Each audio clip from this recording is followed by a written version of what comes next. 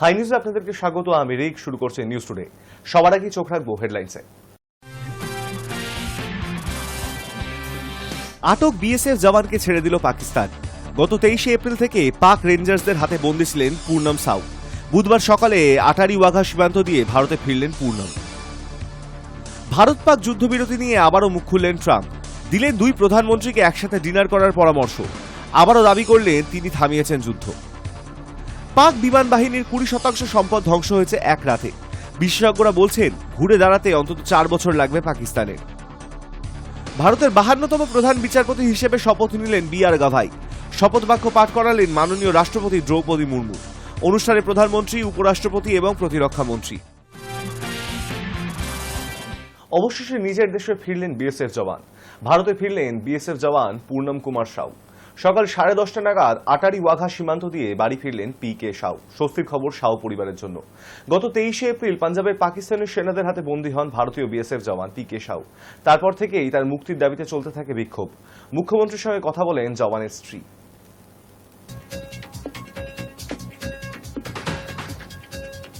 নয়াদিল্লির পাক হাইকমিশনের কর্তাকে বহিষ্কারের পরই একই পথে হাঁটল পাকিস্তান। ইসলামাবাদের ভারতীয় কমিশনের এক আধিকারিককে অবাঞ্ছিত ঘোষণা করে দেয় দেশ ছাড়ার নির্দেশ পাকিস্তানের। ভারত পাক উত্তেজনার মধ্যেই পাক অফিসারকে ভারত ছাড়ার নির্দেশ। মঙ্গলবার দিল্লির হাই কমিশনের কর্তাকে বহিষ্কারের সিদ্ধান্তে ক্ষুব্ধ পাকিস্তান। পাল্টা প্রতিশোধে এবার ইসলামাবাদও হাঁটল নয়াদিল্লির পথে। ইসলামাবাদের ভারতীয় হাই কমিশনের এক আধিকারিককে অবাঞ্ছিত ঘোষণা করে বহিষ্কারের নির্দেশ দিল শাহবাজ শরীফের সরকার। শুধু তাই নয়, 24 ঘন্টার মধ্যে তাকে পাকিস্তান ছাড়ার সময়সীমাও বেঁধে দিয়েছে ইসলামাবাদ। টিট ফর ট্যাটের পথেই কি হাঁটল তাহলে পাকিস্তান? মঙ্গলবার দিল্লি হাই কমিশনের কর্মরত অফিসারকে 24 ঘন্টার মধ্যে পাকিস্তানে ফেরার নির্দেশ দেয় ভারত। ওই অফিসারের বিরুদ্ধে সন্দেহজনক কাজকর্মে জড়িত থাকার অভিযোগ। ভারতের তরফে এই কার্যক্রমের পরেই একই পদক্ষেপ নিল পাকিস্তানও। ইসলামাবাদের ভারতীয় হাইকমিশনের এক আধিকারিককে ভারতে ফেরার নির্দেশ শাহবাজ শরীফের, তাও আবার 24 ঘন্টার মধ্যেই। পাক বিদেশ মন্ত্রক এক বিবৃতি জারি করে জানিয়েছে, ওই কর্তা পাকিস্তানে তার সরকারি মর্যাদার সঙ্গে সঙ্গতিপূর্ণ নয় এমন কার্যকলাপে লিপ্ত ছিলেন, আর সেই কারণেই পাকিস্তান সরকার তাকে অবাঞ্ছিত ব্যক্তি বলে মনে করছে। তবে কি কারণে ভারতীয় হাইকমিশনের ওই আধিকারিককে বহিষ্কার করা হলো তা স্পষ্ট করে উল্লেখ করেনি পাক বিদেশ মন্ত্রক।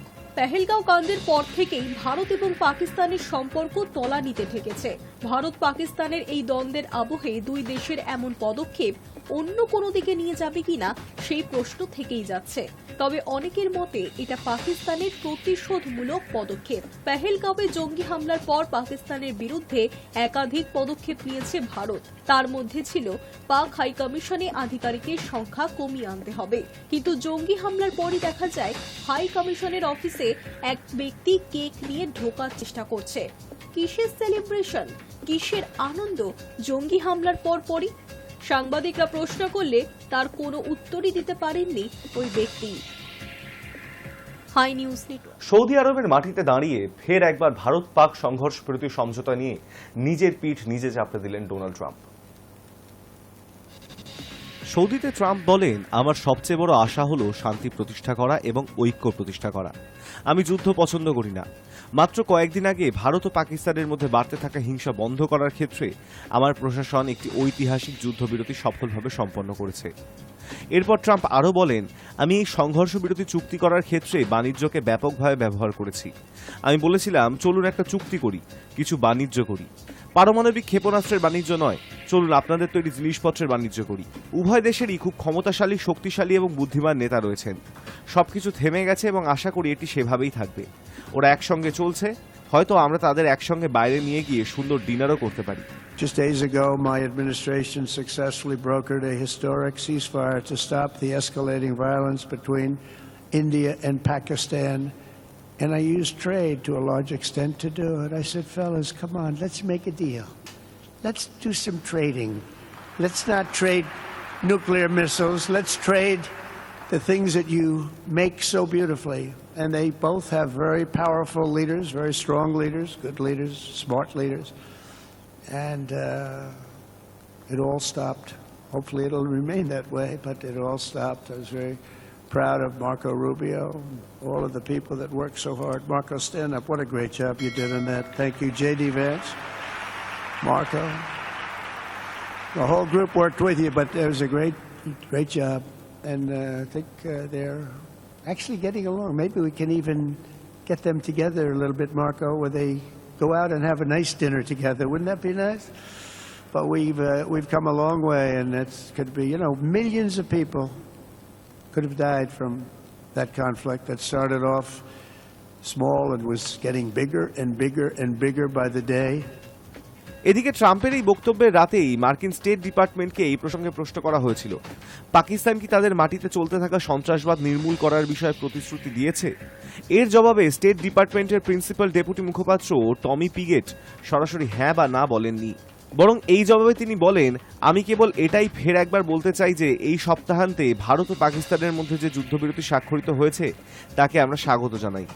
শান্তির পথ বেছে নেওয়ার জন্য আমরা উভয় প্রধানমন্ত্রীর প্রশংসা করি। আমরা উভয় পক্ষের মধ্যেই সরাসরি যোগাযোগকেও উৎসাহিত করতে চাই। এর আগে অবশ্য ভারতের বিদেশ মন্ত্রকের মুখপাত্র রণধীর জয়সওয়াল স্পষ্ট ভাষায় বলে দেন, ভারতের শক্তি দেখে পাকিস্তান গুলি বন্ধ করতে বাধ্য হয়েছে, কোনো মধ্যস্থতায় তারা সংঘর্ষ বন্ধ করেনি। এই আবহে ট্রাম্পের বক্তব্যকে সরাসরি খণ্ডন করে ভারত, তবে ট্রাম্পও নিজের দাবিতে অনড়। High News Network. ভারতের আক্রমণে পাকিস্তানের বিমান বাহিনীর প্রায় 20% সম্পদ ধ্বংস হয়ে গেছে। বিশেষজ্ঞদের অনুমান এই ক্ষতি সামলে ঘুরে দাঁড়াতে পাক বাহিনীর অন্তত 4 বছর সময় লাগবে। শুধু তাই নয়, আর্থিকভাবে চরম সংকটে থাকা পাকিস্তানের প্রয়োজনীয় সব সমরাস্ত্র আবার সংগ্রহ করতে অনেক কসরত করতে হবে। ভারতের এক রাতের অভিযানে পাক আকাশ কার্যত অরক্ষিত হয়ে পড়েছে। ভেঙে পড়েছে লাইন অফ কন্ট্রোল বরাবর যাবতীয় পাক প্রতিরোধ ব্যবস্থা। ভারতের সাম্প্রতিক সামরিক অভিযান অপারেশন সিন্দুরের পর কয়েকদিন পার হয়েছে। এই অভিযানে পাকিস্তানের ভিতরে এবং পাকিস্তান অধিকৃত কাশ্মীর অঞ্চলে একাধিক জঙ্গি ঘাঁটি ও সামরিক বিমান ঘাঁটিতে নির্ভুল মিসাইল হামলা চালায় ভারতীয় সেনাবাহিনী। ভারতীয় বাহিনীর দাবি, এই হামলায় পাকিস্তানের সামরিক ও জঙ্গি অবকাঠামোতে বিপুল ক্ষয়ক্ষতি হয়েছে। সরকারি সূত্রে জানা গেছে, ভারতের এই অভিযানে পাকিস্তানের বিমান বাহিনীর প্রায় 20% সম্পদ ধ্বংস হয়ে গেছে। এর মধ্যে রয়েছে যুদ্ধ বিমান, radar system, command centre, runway এবং অন্যান্য সামরিক স্থাপনা। ভারতের ড্রোন ও ক্ষেপণাস্ত্র হামলায় পাকিস্তানের রাওয়ালপিন্ডির নূর খান বিমান ঘাঁটি, সিন্ধুর সুক্কুর ও জাকবাবাদ, পাঞ্জাবের রহিমিয়ার খান, সারগোধার মুসাফ এবং থাট্টার ভোলারি সহ অন্তত 6টি গুরুত্বপূর্ণ বিমান ঘাঁটি গুরুতরভাবে ক্ষতিগ্রস্ত হয়েছে। স্যাটেলাইট চিত্রে দেখা গেছে, এই ঘাঁটিগুলোর রানওয়েতে বড় বড় গর্ত তৈরি হয়েছে। অনেক জায়গায় বিমান রাখার শেড, অফিস ভবন ও যানবাহন ধ্বংস হয়েছে। এছাড়াও পাকিস্তানের প্রতিরক্ষা ব্যবস্থাও ক্ষতিগ্রস্ত হয়েছে। বিমান প্রতিরক্ষা, রাডার, কমিউনিকেশন সিস্টেম ও সাপ্লাই লাইন ধ্বংস হওয়ায় পাকিস্তানের আকাশসীমা এখন কার্যত অরক্ষিত। এই অভিযানে শুধু যন্ত্রপাতি নয়, প্রাণহানিও হয়েছে। ভারতের হামলায় পাকিস্তানের 50 জনের বেশি সেনা নিহত হয়েছে বলেই দাবি করা হয়েছে। এর মধ্যে রয়েছে স্কোয়াড্রন লিডার উসমান ইউসুফ, আরও 4 জন বিমান বাহিনীর সদস্য। পাকিস্তান সরকার নিজেও স্বীকার করেছে 11 জন সেনা নিহত ও 78 জন আহত হয়েছে।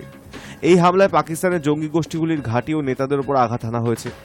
ভারত দাবি করেছে, এই অভিযানে 100-র বেশি জঙ্গি নিহত হয়েছে, যাদের মধ্যে রয়েছে 26/11 মুম্বাই হামলার পরিকল্পনাকারী এবং পুলওয়ামা আত্মঘাতী হামলার সংগঠকরাও।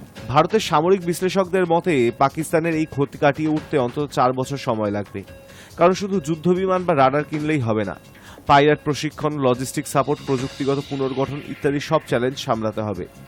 আন্তর্জাতিক নিষেধাজ্ঞার মধ্যে দিয়ে এগিয়ে চলা পাকিস্তানের জন্য সেটা আরও কঠিন হবে। আর পাকিস্তানের এমনিতেই হারির হাল। ভারতের প্রতিরক্ষা মন্ত্রণালয় জানিয়েছে, এটি একটি নতুন বার্তা। ভবিষ্যতে যদি পাকিস্তান থেকে কোনো জঙ্গি হামলা হয়, তাহলে ভারতও এমনই শক্তিশালী জবাব দেবে। প্রধানমন্ত্রী নরেন্দ্র মোদী বলেছেন, যদি কেউ ভারতের দিকে চোখ তুলে তাকায়, আমরা ঘরে ঢুকে জবাব দেব। भारत माता की जय ये सिर्फ उद्घोष नहीं है, ये देश के हर उस सैनिक की शपथ है जो मां भारती की मान मर्यादा के लिए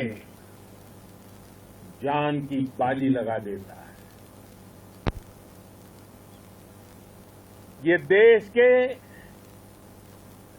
हर उस नागरिक की आवाज है जो देश के लिए जीना चाहता है। এই সামরিক সাফল্য ভারতের নতুন সন্ত্রাস বিরোধী নীতিকে আরও স্পষ্ট করে দিয়েছে। এখন প্রশ্ন হলো, পাকিস্তান এই ধাক্কা কত দ্রুত সামলাতে পারে। জঙ্গি গোষ্ঠীগুলোরও কোমর ভেঙে গেছে, তবে ঘুরে দাঁড়ানোর চেষ্টা তারাও করবে। পাকিস্তান এই বিষয়ে এখনো তাদের সাহায্য করে কিনা সেদিকে নজর থাকবে ভারতের। High News network. সুপ্রিম কোর্টের প্রধান বিচারপতি হলেন বি.আর. গাভাই। বুধবার রাষ্ট্রপতি ভবনে রাষ্ট্রপতি দ্রৌপদী মুর্মু, প্রধানমন্ত্রী নরেন্দ্র মোদী এবং জগদীপ ধনখড়ের উপস্থিতিতে শপথ নিলেন দেশের 52তম প্রধান বিচারপতি বি.আর. গাভাই। এর আগে 6 মাসের জন্য প্রধান বিচারপতি পদে ছিলেন সঞ্জীব খান্না। सत्यनिष्ठा से प्रतिज्ञा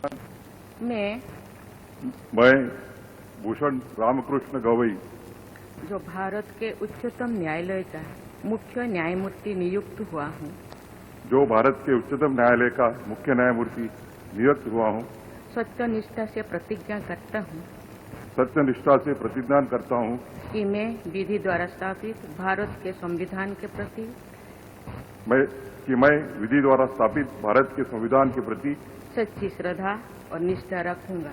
सच्ची श्रद्धा और निष्ठा रखूंगा। मैं भारत की प्रभुता और अखंडता अक्षुण्ण रखूंगा मैं भारत की प्रभुता और अखंडता अक्षुण्य रखूंगा तथा मैं सम्यक प्रकार से और श्रद्धापूर्वक तथा अपनी पूरी योग्यता, ज्ञान और विवेक से तथा मैं सम्यक प्रकार से और श्रद्धापूर्वक तथा अपनी पूरी योग्यता, ज्ञान और विवेक से अपने पद के कर्तव्यों का, अपने पद के कर्तव्यों का भय या पक्षपात, अनुराग या देश के बिना पालन करूंगा भय या पक्षपात, अनुराग या देश के बिना पालन करूंगा तथा मैं संविधान और विधियों की मर्यादा बनाए रखूंगा तथा मैं संविधान और विधियों की मर्यादा बनाए रखूंगा।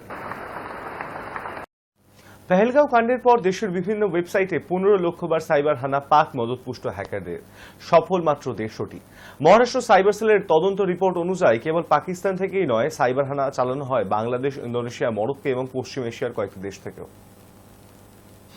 গত 22 এপ্রিল পেহেলগাঁওয়ে সন্ত্রাসবাদী হামলার পর ভারতের বিভিন্ন গুরুত্বপূর্ণ ওয়েবসাইটে 15 লক্ষবার সাইবার হানা চালালো পাকিস্তানের মদতপুষ্ট হ্যাকাররা। মহারাষ্ট্রের সাইবার সেলের একটি তদন্তমূলক প্রতিবেদনে এমনই জানানো হয়েছে। ওই প্রতিবেদনে এও জানানো হয়েছে হ্যাকারদের সাফল্য যৎসামান্যই। লক্ষ লক্ষবার ভারতের ওয়েবসাইটগুলিকে নিশানা করলেও মাত্র 150টি ক্ষেত্রে সফল হয়েছে তারা। মহারাষ্ট্র সাইবার সেলের তদন্তের রিপোর্ট অনুযায়ী কেবল পাকিস্তান থেকেই নয়, সাইবার হানা চালানো হয়েছিল বাংলাদেশ, ইন্দোনেশিয়া, মরক্কো এবং পশ্চিম এশিয়ার কয়েকটি দেশ থেকেও। তদন্ত রিপোর্টটির নাম রোড অফ সিন্দুর। এই রিপোর্টে হ্যাকারদের বেশ কয়েকটি দাবিকেও নস্যাৎ করে দেওয়া হয়েছে। যেমন হ্যাকাররা দাবি করেছিলেন মুম্বাইয়ের ছত্রপতি শিবাজী মহারাজ আন্তর্জাতিক বিমানবন্দরের সার্ভার থেকে গুরুত্বপূর্ণ তথ্য চুরি করা হয়েছে। তাদের তরফে এও দাবি করা হয় যে ভারতের বিভিন্ন বিদ্যুৎ কেন্দ্রে সাইবার হানা হওয়ায় বহু জায়গায় বিদ্যুৎ পৌঁছচ্ছে না। এই সমস্ত দাবিকে মিথ্যা বলে দাবি করা হয়েছে ওই প্রতিবেদনে।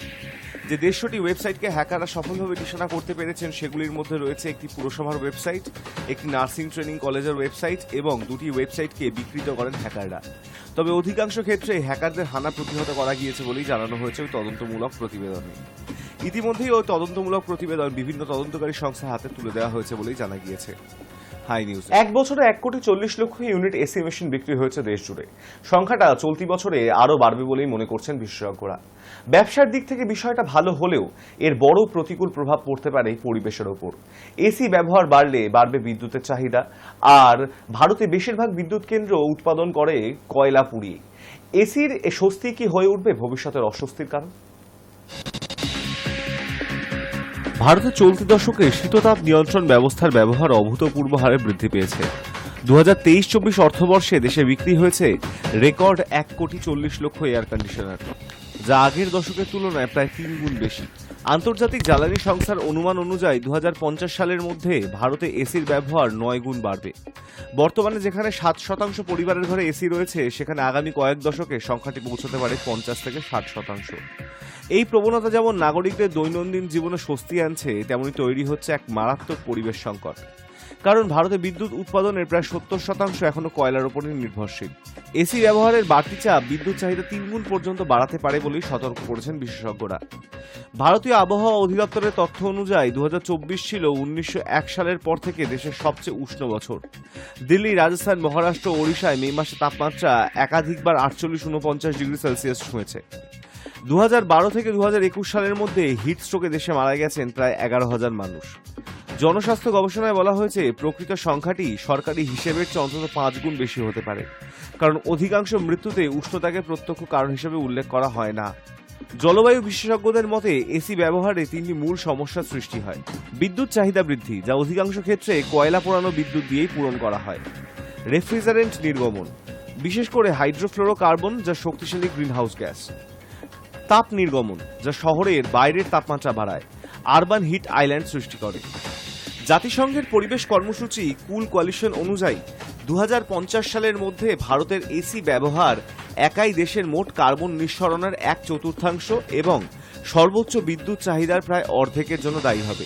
ভারতে ইনভার্টার প্রযুক্তির দ্রুত বিস্তার এবং এনার্জি স্টার রেটিং ব্যবস্থার বাধ্যতামূলক হওয়া এসি ব্যবহারে কিছুটা সাশ্রয় ও সচেতনতা এনেছে। বর্তমানে বাজারে প্রায় 70% এসি ইনভার্টার প্রযুক্তি, যা তুলনামূলকভাবে 20 থেকে 30% বিদ্যুৎ সাশ্রয় করে।